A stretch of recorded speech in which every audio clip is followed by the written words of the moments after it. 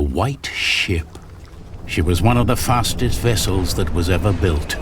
The man who should be king of the English now, the son of King Henry, was on board when she sailed off. And with the prince there were 140 knights and many nobles, all on their way from Normandy to England. They say the ship hit the rocks, and then a fire broke out. Even before the White Ship had departed, the prince and his men had begun to drink and get violent. Monks that were meant to bless the voyage were then forced to disembark. Some say the ship had been cursed. The king's son and many of his family were pulled down into the Black Sea that night.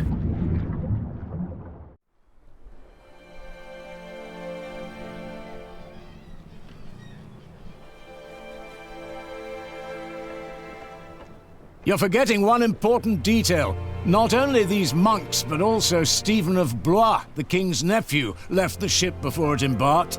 They say he got ill. That old rumor. The same Stephen who calls himself the King of the English now. What? That cannot be a coincidence.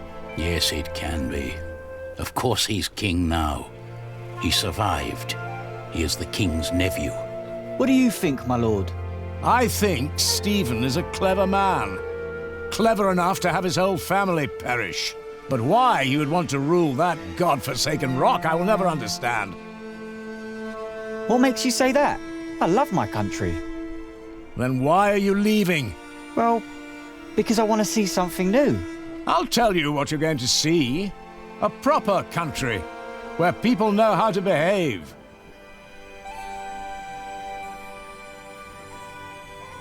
What about you? Why are you leaving?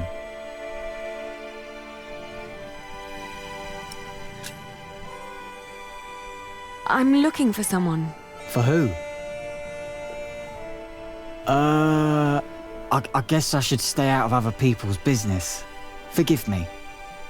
You English do talk a lot, don't you? I just don't know how to feel about leaving my country for the first time. I mean, how should anyone feel?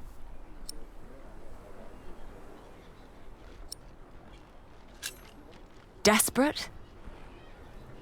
I don't know. Maybe I'm just running away.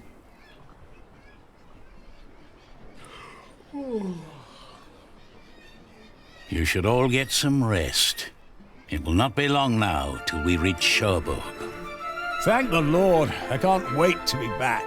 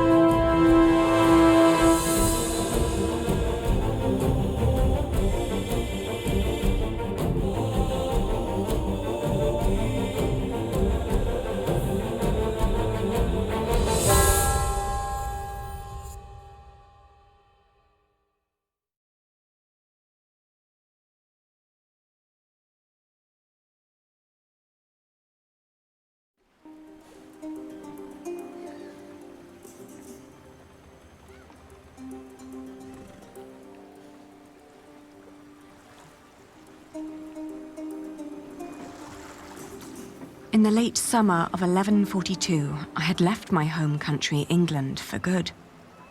My old life lay in shambles, as did my former home of Kingsbridge. Having failed both my friends and family, I had set out to find my baby's father, the man I still loved with all my heart, Jack Jackson. And so early one morning in July, I finally arrived on the shores of Normandy. With nothing on me but a pouch of coin and a young, curious face yet unnamed, who was just as unfamiliar to this new world as was I.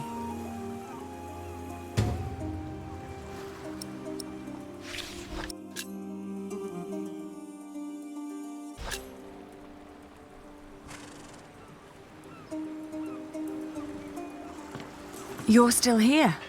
Oh, it's you. I'm just trying to get my feet used to good solid ground again. The last bit of our voyage wasn't exactly my pint of ale. That hammer you're carrying, do you happen to be a mason? Actually, I am. You have a keen eye, mistress. I guess I just know a mason when I see one. To be honest, I haven't been one long. Just finished my apprenticeship in Salisbury. Before that, I used to shear sheep with my parents, but I guess that wasn't really for me. Father still hates me for leaving, though. I left my old life as well. Scary, isn't it? To start off fresh and all that. Well, you definitely sound more excited than scared. Oh, I am excited. Wouldn't anyone be? I don't know. Maybe. What will you do to find work here as a mason? Don't know. That's for me to find out. All I heard was that the wages are better over here. So you'll just travel from town to town and look for employment? Right. And I'll start in Lasay. A fellow mason told me about the abbey there. He said these Normans build their churches quite differently than we do back home. I need to see that with my own eyes. Maybe learn a thing or two.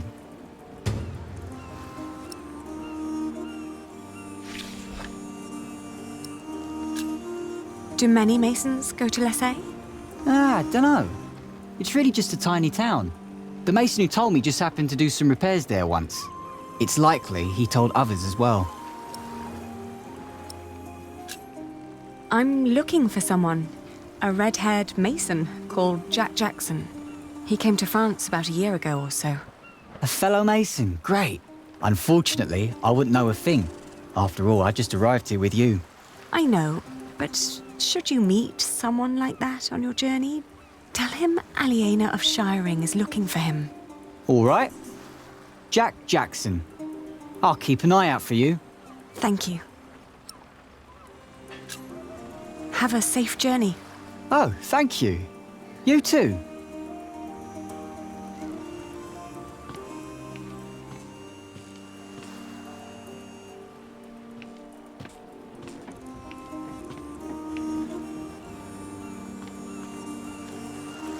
Good day. I am looking for someone. A traveller who came through here last summer. Oh, hush now. I need to talk to this man. Looks young. He was born at the beginning of summer. What's his name? I haven't given him one yet. You should. He needs to know who he is. Makes growing up a lot easier.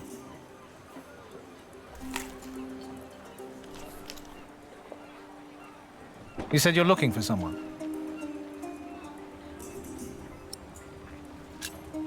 I'm looking for the boy's father.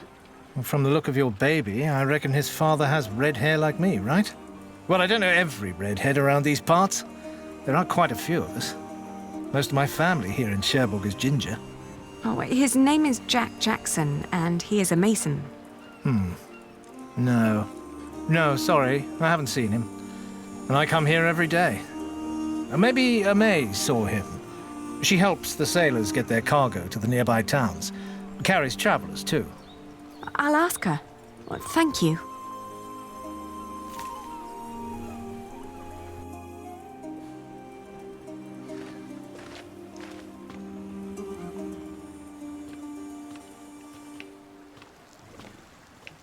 Hey, you. That's quite a bundle you got there. Where are you headed? Do you know the road to Lasay? Been there, seen it. But I hope you're not planning to go there on foot. Tell you what, you give me some coins and I'll treat you to me wagon. You can even change your destination once we're on the road, what'd you say?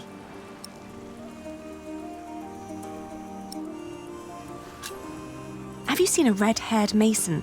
He must have landed here sometime late last summer. Another ginger in Normandy? I wouldn't have noticed, even if he was carrying a hammer instead of a fishing rod. Maybe you should ask someone in Barfleur. That's where all the travellers come through, the pilgrims and kings. Their lot rarely lands in Cherbourg, with the fortress passing back and forth between Stephen of Blois and Geoffrey of Anjou. Why you even came to Cherbourg in the first place baffles me. It was the earliest ship I could get. You must be in some hurry, madam. Let's just say I needed to get away before I changed my mind. Fine with me. Who am I to judge?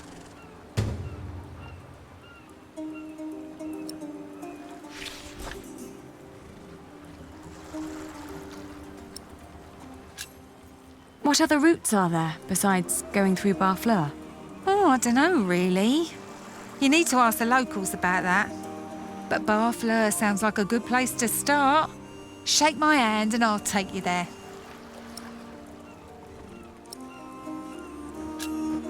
All right. Take me out of town. All right. Where do you need to be?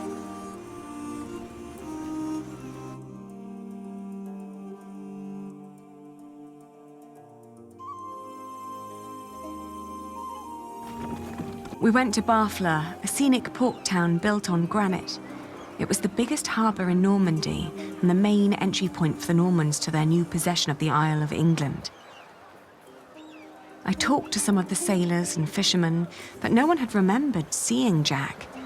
How could they? Almost a year had passed since he, a simple mason, had journeyed through the busy town, a town with no memory other than that of the last king who passed through on yet another one of his violent conquests. Maybe I was approaching this the wrong way. What had drawn him to France in the first place? The distance to Kingsbridge, or something specific? What was my lead?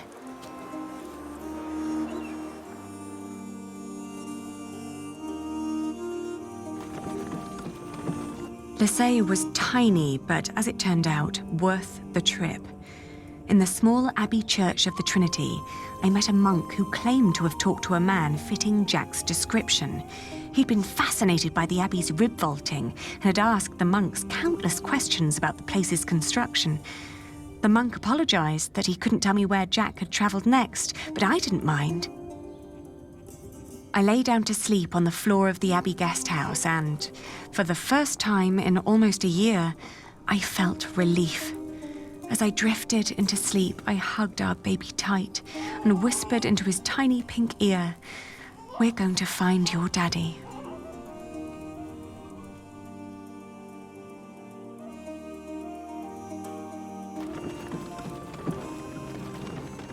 My father had once told me tales of the Mont Saint-Michel.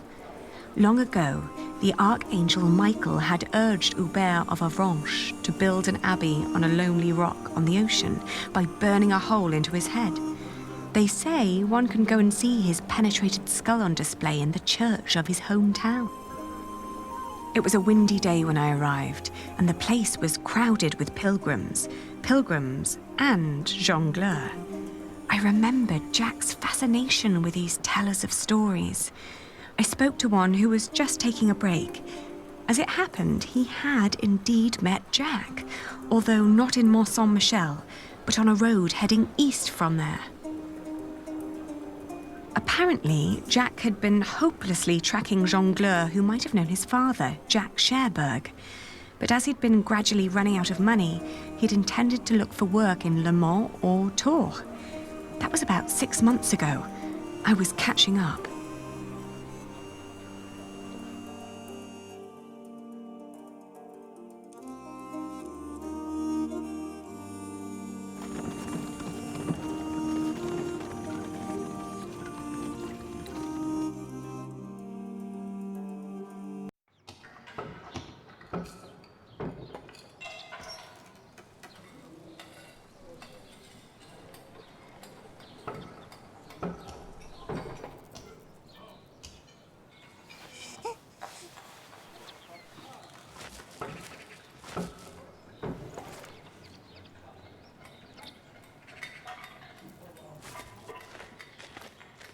Good day. Are you the master builder?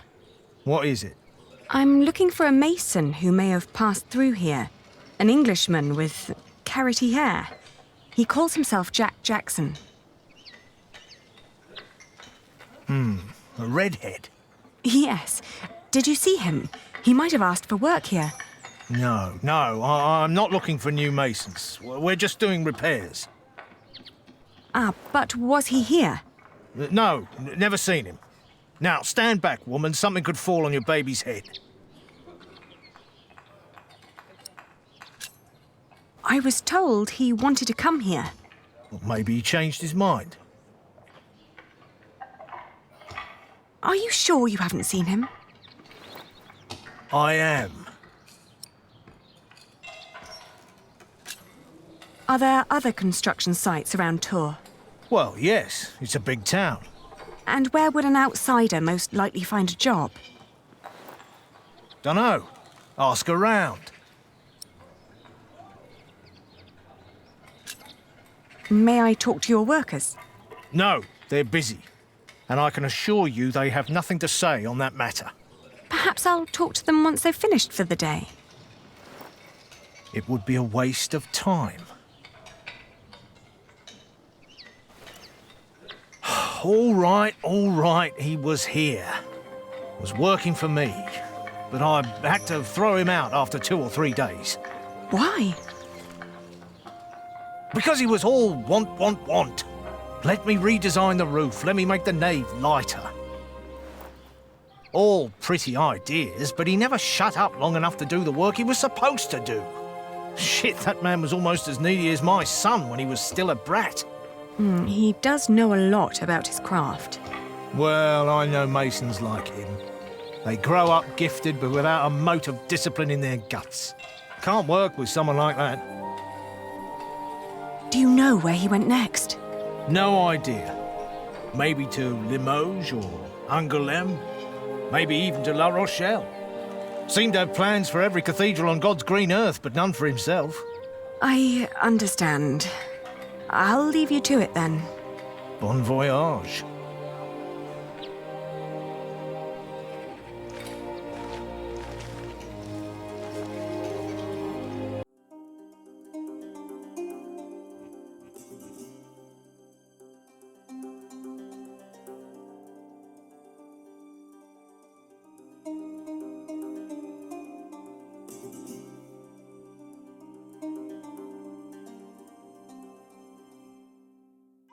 We had just left Tours when I suddenly felt dizzy.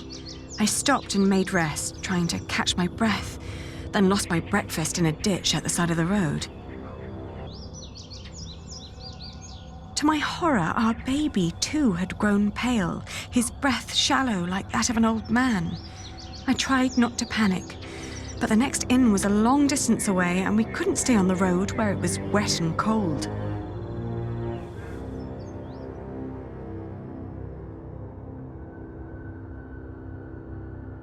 Back in Tours, the fever got worse.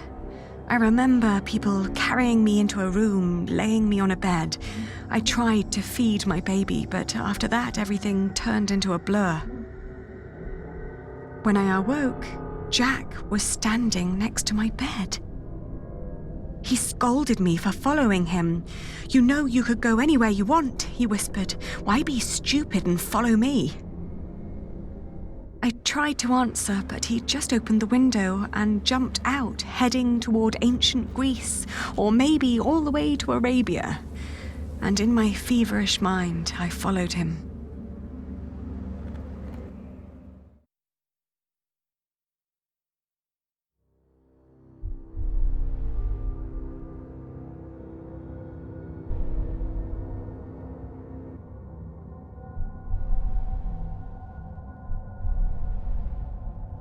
The further I went, the angrier I got. For years, I'd been fighting for my family. I'd committed myself to an oath to my father. I'd built up a business to sustain it and even married a man I despised so I could create a future for the people around me. I'd known nothing but my duty to the men in my life, while the man I was trying to find lived a life of casual irresponsibility. He travelled the world on a whim to learn about mathematics and philosophy, while I had to raise the child he'd fathered. When could I ever do anything just for myself? I asked the world as I went on.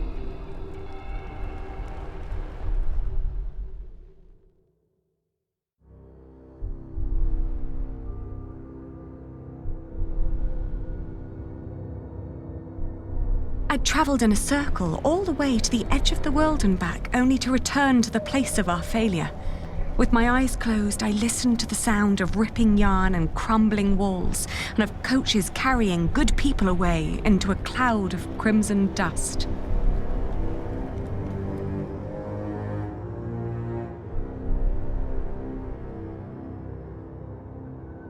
When the last moat had settled, I opened my eyes again and found myself in a dirty little room. An old maid was sitting next to my bed and smiled at me, then handed me my baby. Oh, dear God, he still looked so pale.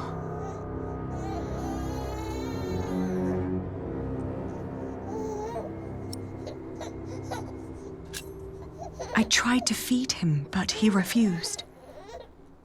Oh, please, God, let him live. Don't punish him for my own sins. I gently caressed his head until finally he put his mouth to my breast and drank more and more, becoming greedier with every swallow. We had both been spared.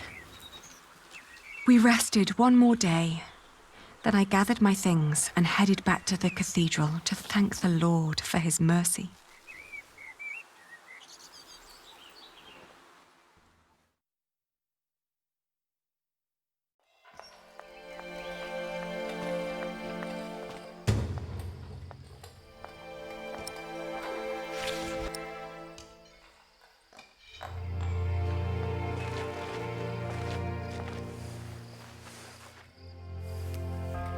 I thank you, dear Lord. All right, steady now. I thank you for having spared my child. I thank you for... Don't let go until it's done. But why are you showing mercy on me? I failed everyone I cared about. I failed Jack. I failed my brother. And if I never return, I would also break the oath I had given Father. It's just that I feel like I've never had a life of my own. I've always fought for others. And this may be the very first time that I fight for something that I only want for myself. Maybe I should just go back and help rebuild Kingsbridge. Maybe Jack doesn't even care for me anymore. Amen. Huh.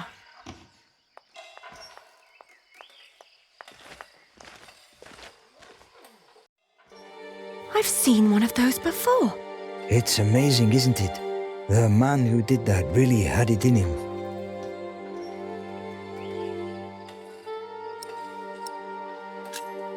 I agree. He always did. Oh, you knew Master Jacques? Yes, but it's been a while since I last saw him. It's a shame that the Master let him go. In just 1 month, he did so many things. What did he do? He came up with ideas for how to make the construction easier, but the Master didn't want to hear it. To tell you the truth, everyone thinks that he feared for his own job having someone like that around. The last thing Jack did was carve that corbel. It was the one thing the Master let him do. Then when he was done, he was asked to leave. It bears so much pain. I know. Jacques worked very hard on it. He was impatient and had a temper, but you could see that he tried to overcome it. Conquering that rock was very important to him. Oh, I understand that so well. Do you happen to know where he went next? He wanted to walk the pilgrim trail to Santiago de Compostela. The Camino? The Way of St. James? He said he might find someone there who knew his father. Just one more thing. How was he when he left? Never thought about that. Relieved, I guess. He seemed ready for something new. Thank you so much for your help. Think nothing of it. And good luck on your travels. May you find what you are looking for.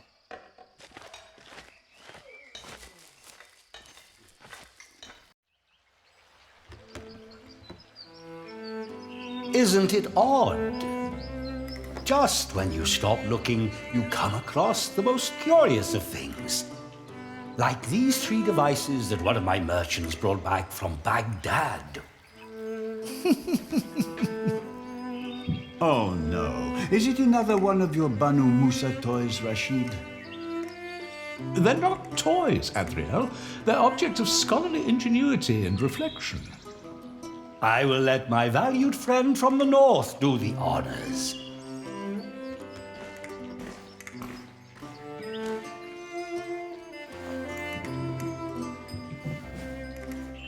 Jack, if you may.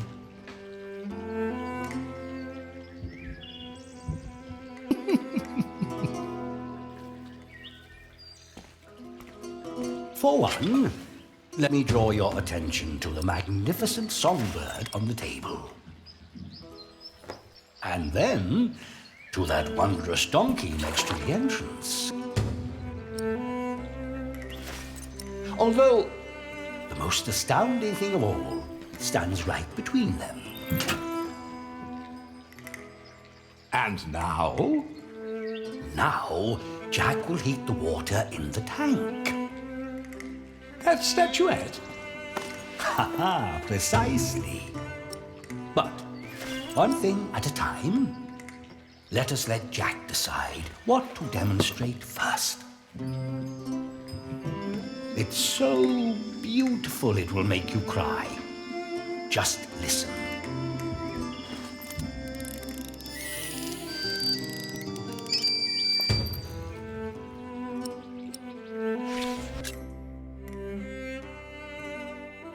How marvelous! How does it work? Maybe it's a miracle. Right.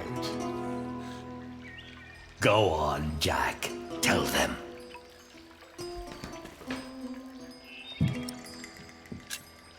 There's a hidden wheel inside the box.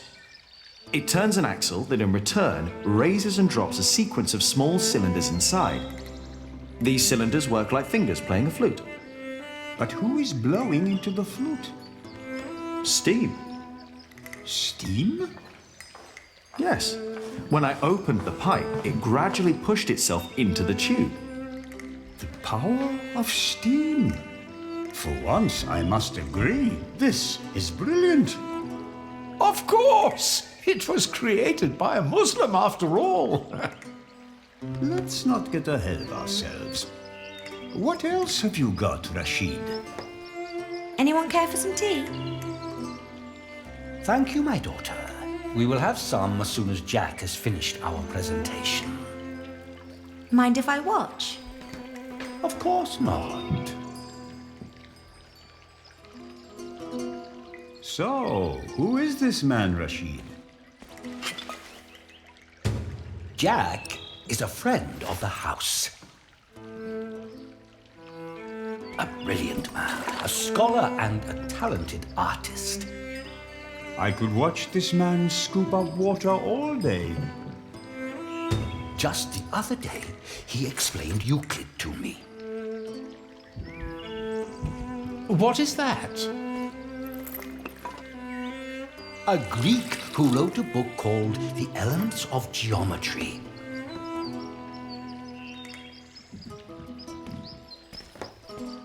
Now, watch the head. Just any moment now. There. Did you see? It threw up. Rashid, this is disgusting. Oh, far from it. Would you kindly explain how it works, Jack? You see that bowl floating on top of the water? At the bottom of that bowl is a small hole. Through it, the bowl is slowly filled with liquid. Once it's full, It sinks, pulling a string which makes the ball drop onto a weight. This, in return, pulls the bowl up again, emptying it in the process. Thus resetting the entire mechanism. If you timed it perfectly, you could make it drop a ball at every hour. Turning it into a clock. How clever. For me, it's still nothing more than a puking donkey. Show us more, Rashid. One could join those two and build a singing donkey clock.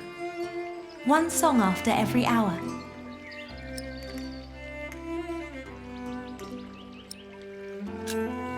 That would be pretty clever.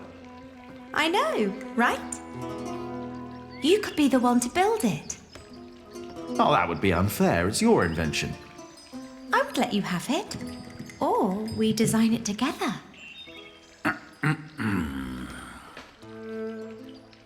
You still haven't shown us that statuette yet. Of course. Jack, if you may. The Egyptians translated it into Arabic, and now the Englishmen are turning it into Latin. Oh, you will love this. Just watch. How very peculiar.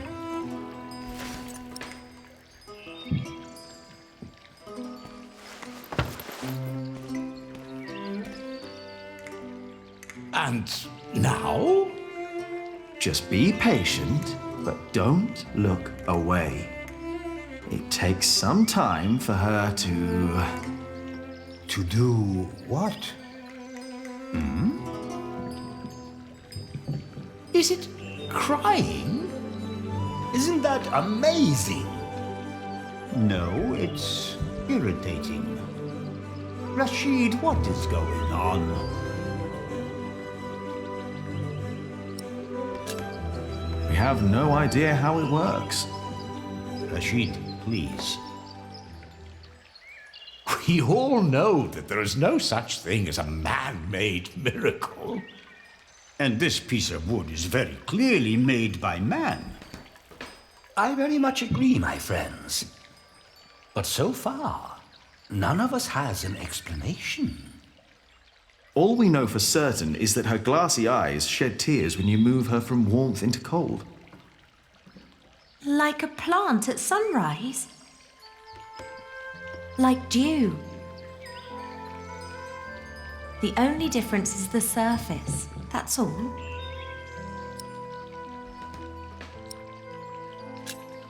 I think you may be onto something. Am I? Of course, I had no intention of disturbing your conversation. But if you can find out why there's dew gathering on a plant, you may understand why that woman is so weepy. So, who wants a cup of tea? I'll have some. Your daughter is quite something, Rashid. A scholar in her own right. I know. I'd rather she wasn't. It would make marrying her off so much easier. Oh, I'm certain that won't stay a problem for long. Maybe the dew originates from invisible water in the air. Water that stays hidden when it's hot.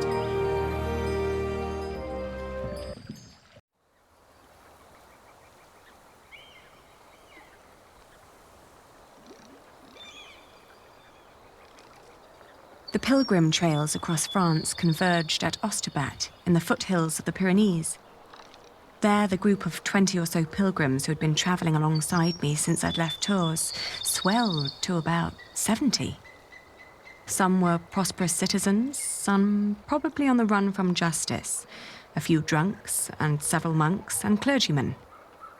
Several languages were spoken, including Flemish, a German tongue, and a southern French language called Oc. Nevertheless, there was no lack of communication among them, and as we crossed the Pyrenees, they sang, played games, told stories, and in several cases had love affairs. While my baby and I kept mostly to ourselves.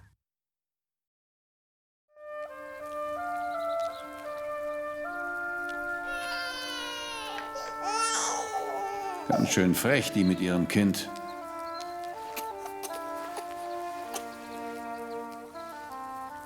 Hush now.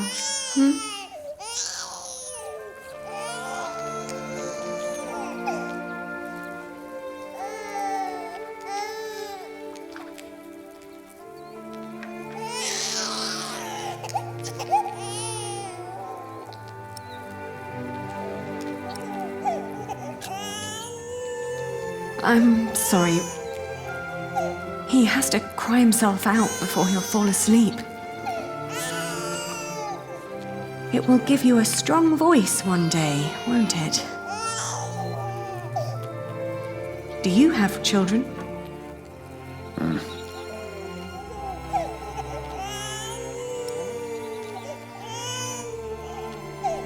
Richtig dreist.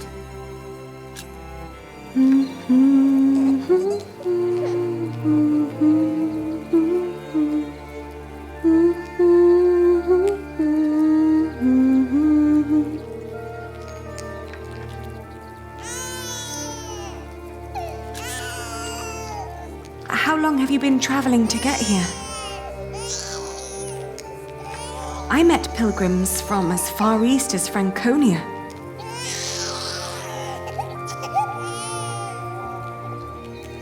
I am sorry. We'll go for a walk so you can get some rest.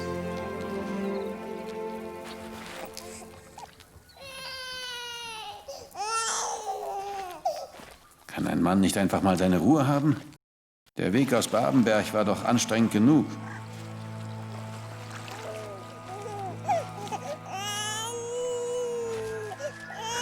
Dear Lord, what are you doing? You should get out of the water. It's freezing. My ring! I lost my ring! Dear Lord, please show mercy.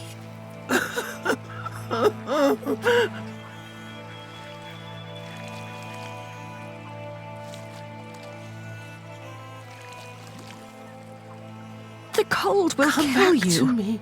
Please come back to me. I can't leave without my ring.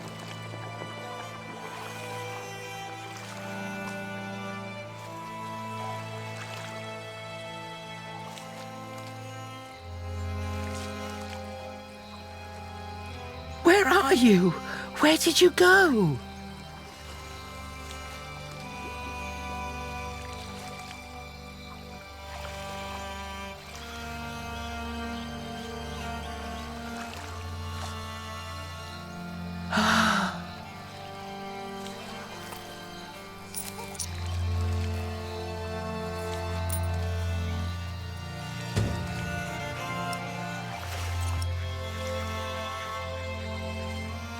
I found it.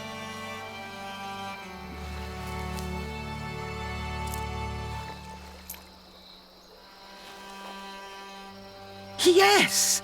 Oh, thank you! Thank you so much! You are a very kind woman. So very, very kind.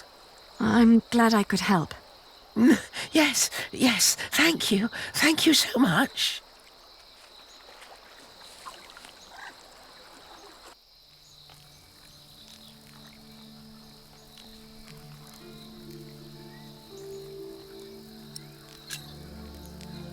Are you getting warmer? I am, thank you.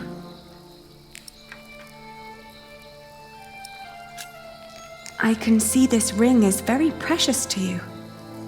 It was a gift from my stepmother. She thought I would stay forever, but I didn't.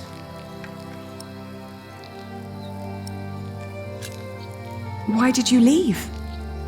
Oh, I thought I didn't belong. She always said I was her daughter, but I was sure she was lying. I was so selfish and so stupid. Too stupid to see I really was happy.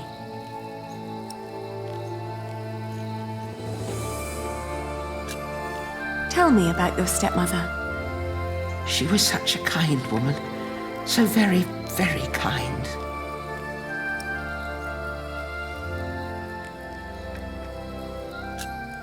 Maybe you really weren't happy. don't know. I was very young and thought I was unhappy because I didn't live close to the sea. But in the end, the sea did not feel the same about me. The cold there made me sick. It took away my sight.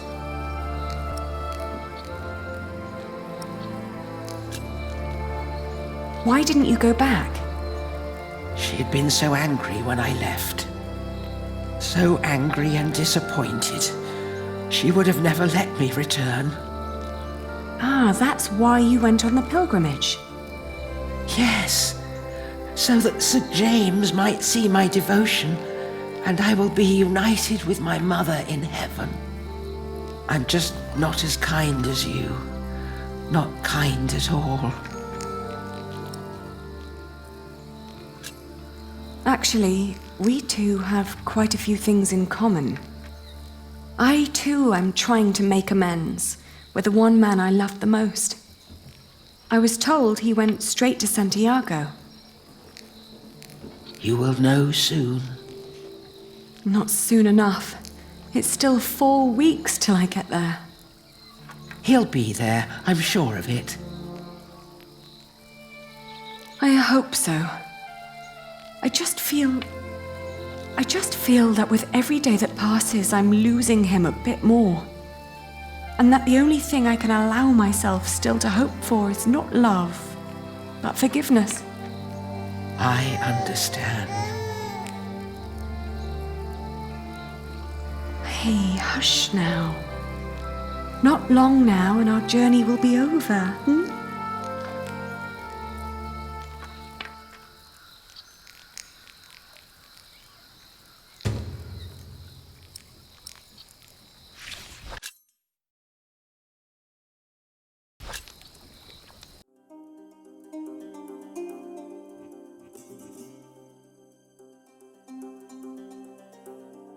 The woman's name was Alba.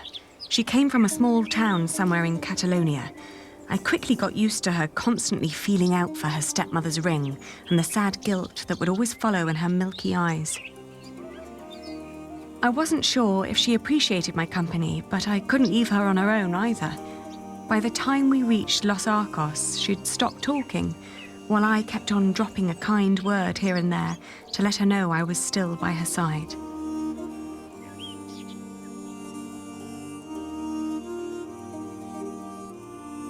Alba believed herself to be of weak mind and body, and yet she walked the Camino with a strong sense of purpose that willed her onward. It made me wonder about what I'd told her about my own journey.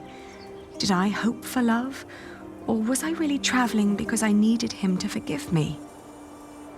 But what was there to forgive? My decision to marry Alfred had been in the best interest of the people of Shiring.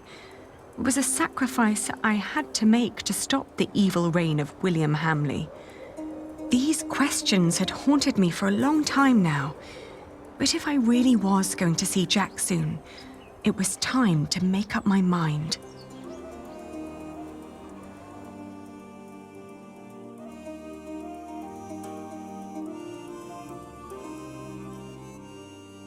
Around Lyon, the path began to gradually turn uphill.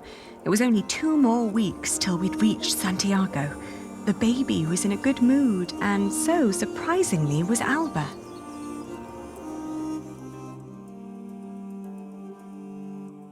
After Astorga, the trail got more difficult.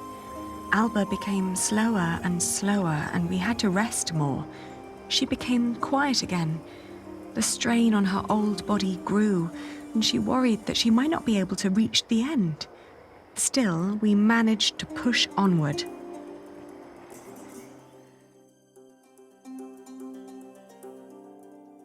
The next morning, she refused to get up. Her breathing was disturbingly shallow, and she hardly noticed me touching her forehead. Everything hurts, she said, and urged me to continue without her.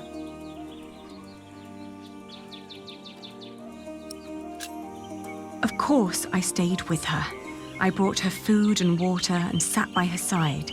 But day after day, her condition grew worse. She kept on urging me to go, to find Jack, saying the monks of Ponferrada would take care of her.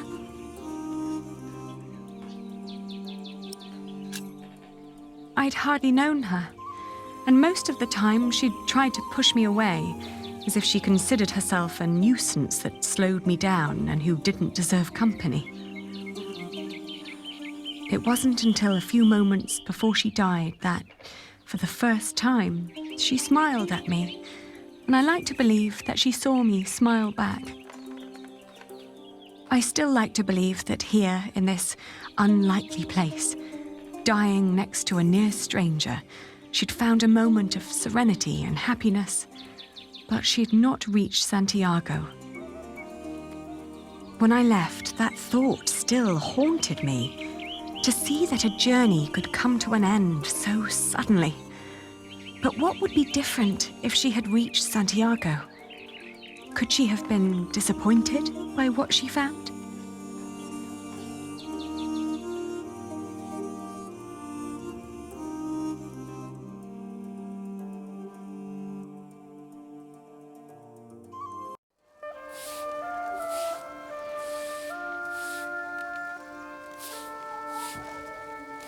After months of hard travel, the child and I finally reached Santiago de Compostela.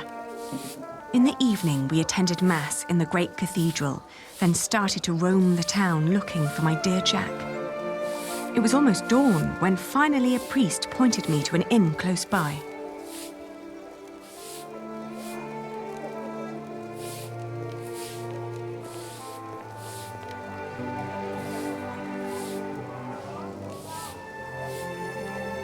Buenos dias. Do you understand me? Sinto cho ben, pero non temos camas dispoñibles. No, I don't need a room. I was told a friend of mine stayed here some time ago. A red-haired Englishman called Jack. Do you remember him? Eu só che falo en galego, miña rula. Français? English?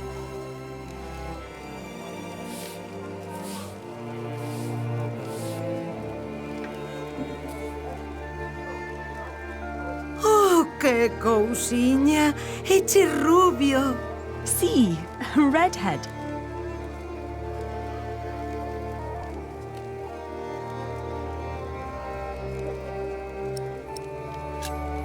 Have you seen his father, Padre del Niño?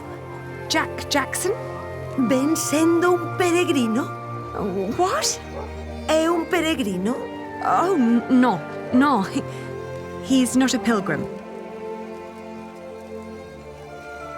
Entón, quen ven sendo?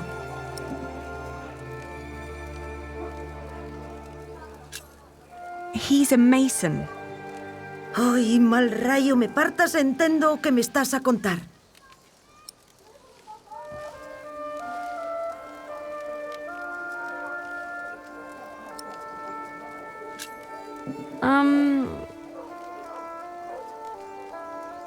Let me show you something.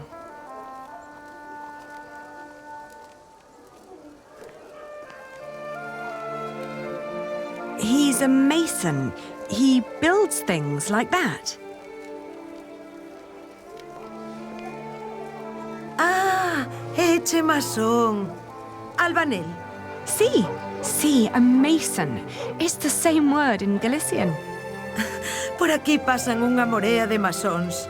Non me poderías dicir algo máis sobre él? Well, he's a mason and he has red hair. He's also very knowledgeable. But how do I tell you that?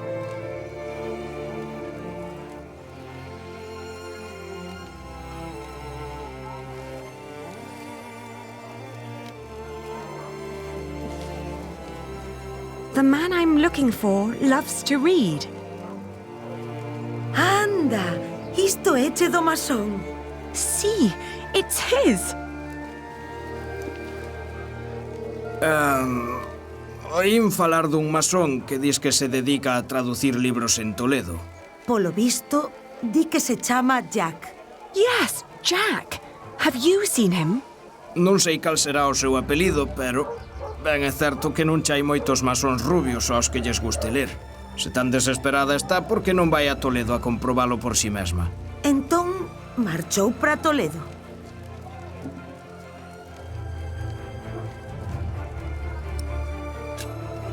He went to Toledo? A Toledo marchou, sí. Di que o teu Jack podería estar en Toledo. All right, so I will go to Toledo then. Gracias. I just pray that I understood you correctly.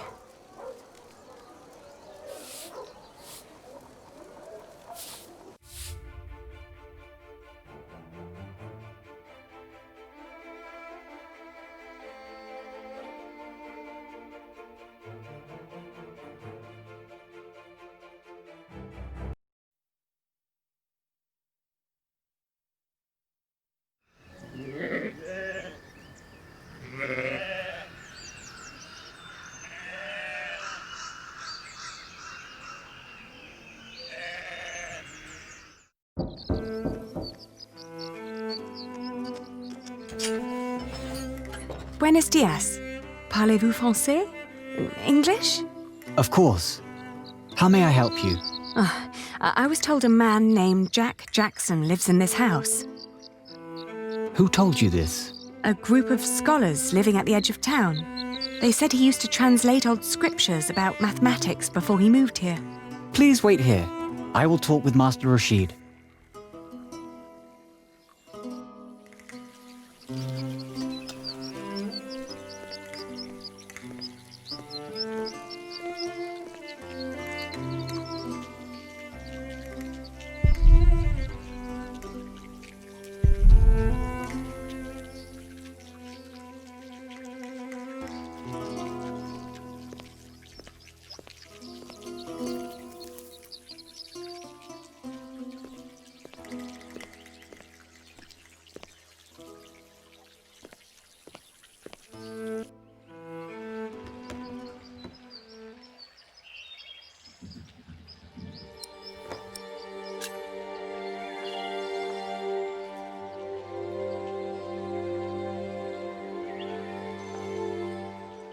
It's his.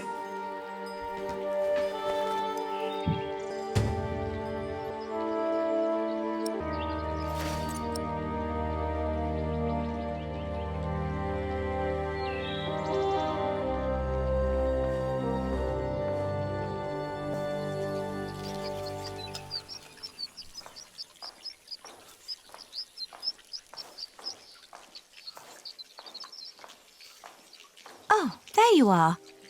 May I ask who let you stroll around our house?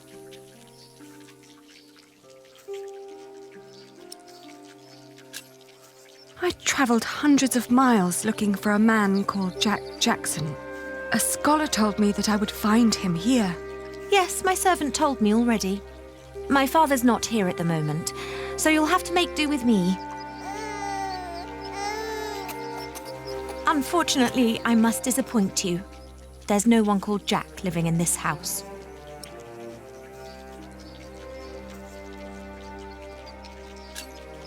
He must be here. I found his slingshot. What? Who allowed you inside my father's archive?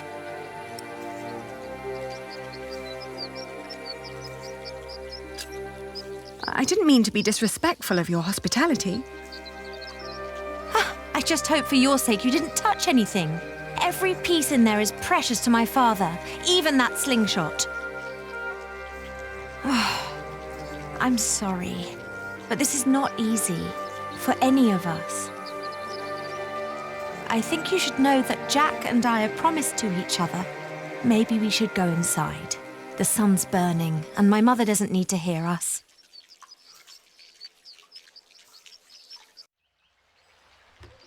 Jack told me about you.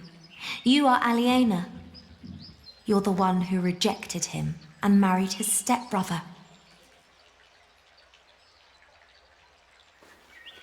And now you want him back.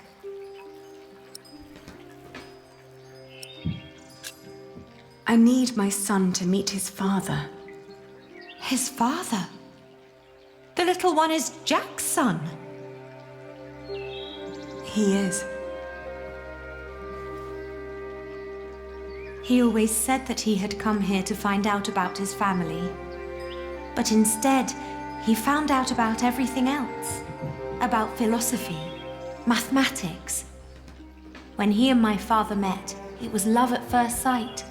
They studied together and made great plans. But in the end, Jack would always start talking about his cathedral again. This great church he would build one day. Rib vaults and pointed windows. He'd ramble on about it for hours and stare up at that ceiling. We three sat here for hours and talked, and then in the evenings it would be just the two of us. So many strange ideas about the future. Some barely more than silly dreams. Others almost in arm's reach.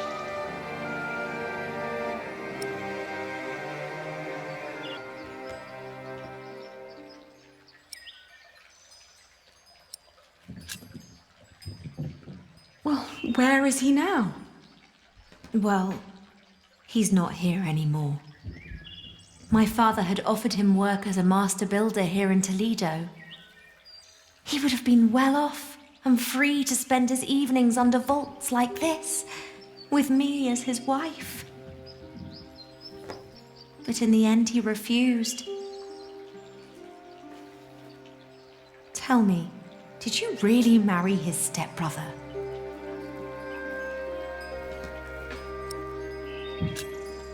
It was a mistake. I know that now. I did it to fulfill a promise I'd made to my father. I thought I had no choice. I didn't want to hurt him. Believe me. I do. You know,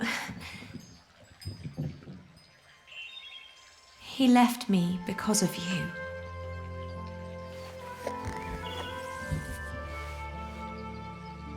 Even after all you did to him, he couldn't let go. You can be glad that you ran into me and not my mother. She was enraged when he left. He can have that effect on people. But apart from that, we made our peace with him. Father even gave him one of his favorite pieces of his collection as a parting gift. A small wooden statue with stone eyes in exchange for his slingshot. Would you mind telling me where he went? He went to Paris to work on the Cathedral of Saint-Denis. He said he never found out about his father, so there was no reason to stay down here anymore. Paris? Yes. If you find him there, tell him I don't miss him.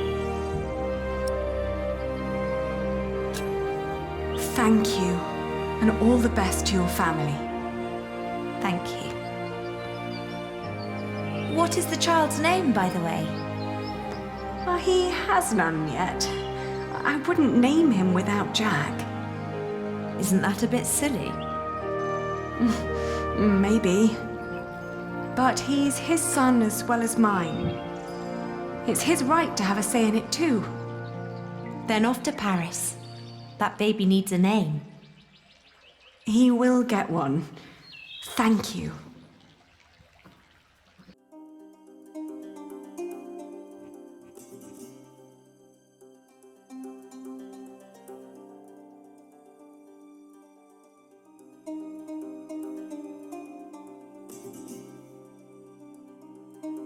I travelled back along the Way of St. James, passing through Astorga, Lyon and Burgos. I crossed the Pyrenees, revisiting Bordeaux, Angoulême, Poitiers, but never stayed longer than one night. The closer I came to Paris, the stronger my old doubts and fears resurfaced. If Jack really was there, what was I to say to him?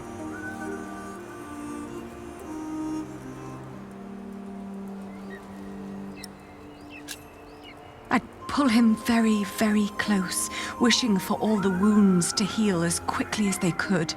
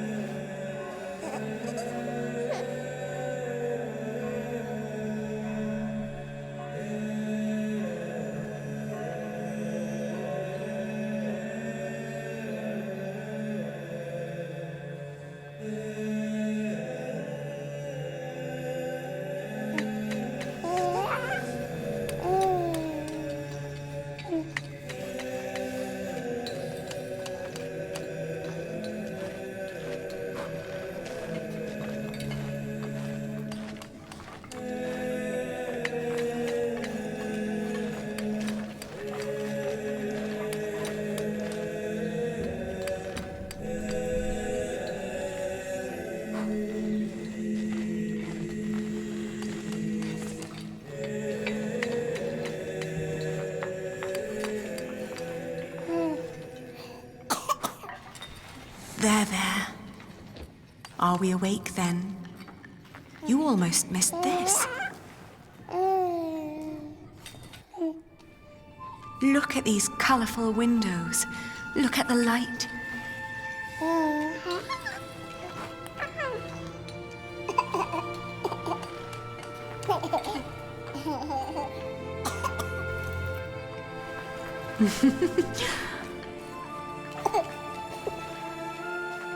Ali, We came to see you, Jack. Is he? He is your son.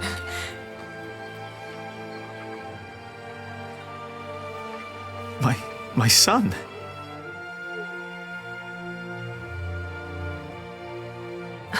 I'm sorry. It's not your fault. Ali, where do we go from here? Wherever we go, I want to go with you.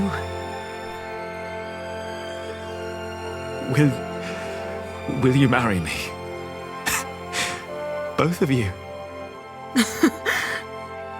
We will.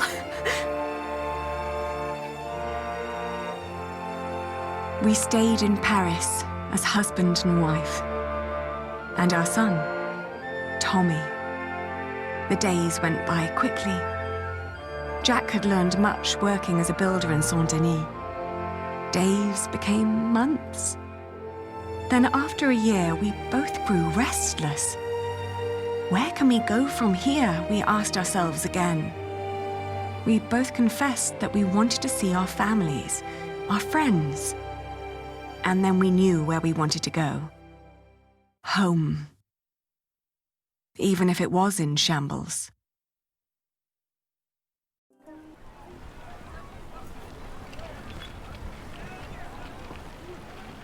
We need to hurry.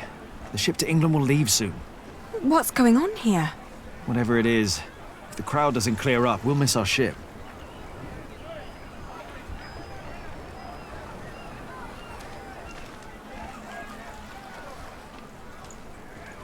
Excuse me?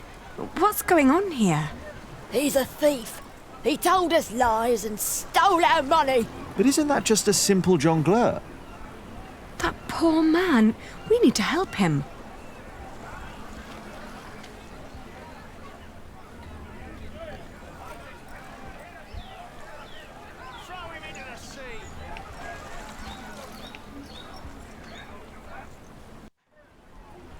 Do you know what's going on? Oh, chaos. I can't get these people to calm down. God knows I tried. What happened? The jongleur told the crowd a few stories. Then he sold people some miracle charms, but it was just fairy tales and painted stones. Well, it always is. I know, but I'd need a real miracle to calm them down now. Otherwise, they'll rip him apart.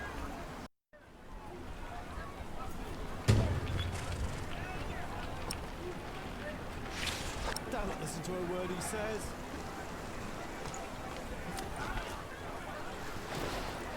I can barely feed my family. He's a thief. Don't listen to a word he says.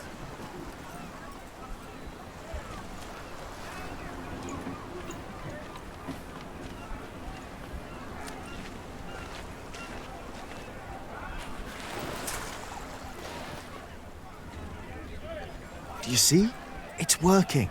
Your friend Rashid must be quite the miracle worker.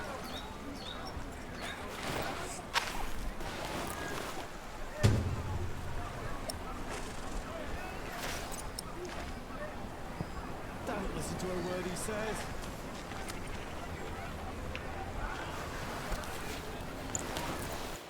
Look! What's going on? The Holy Mother. She's crying. Touch not the Holy Mother. It is a sin to desecrate the image of the Virgin. It's true. Lord in heaven. Why is she crying?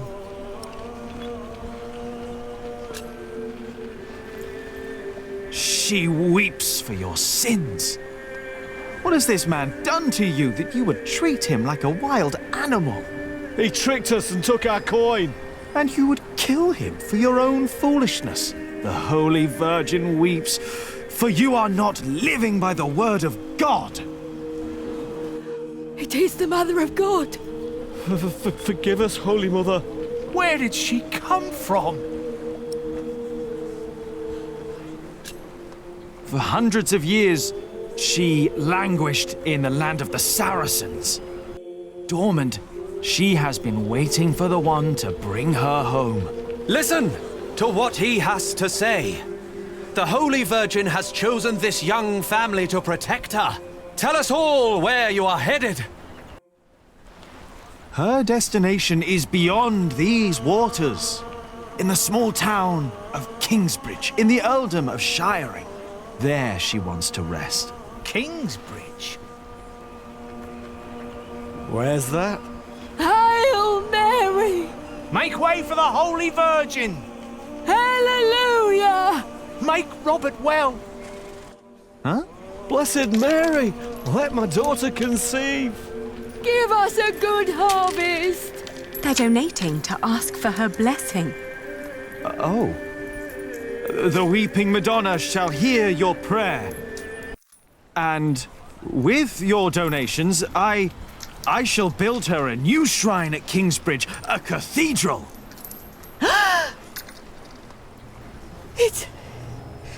It's you.